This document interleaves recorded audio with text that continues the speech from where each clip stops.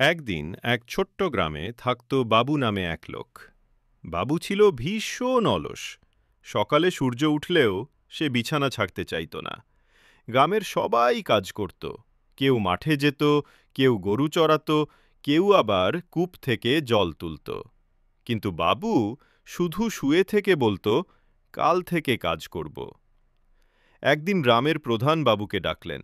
বললেন, বাবু, তুমি কোনো কাজ করো না। আজ সবাই মিলে কূপ থেকে পানি তুলছে, তুমি কেন বসে আছে? লজ্জিত বাবু একটু ভেবে বলল, আচ্ছা, আমি ব্যবস্থা করছি। সে কূপের পাশে গিয়ে দড়ি আর একটা খালি বোতল নিল।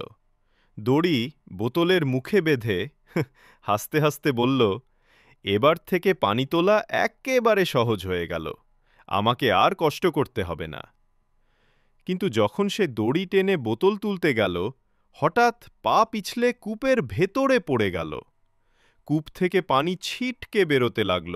আর শিক্ষা, অতিরিক্ত অলসতা মানুষকে সমস্যায় ফেলে। কাজ সহজ করার চেষ্টা করতে গিয়ে যদি ভুল পথে যাই, তবে আরও বিপদ ডেকে আনে।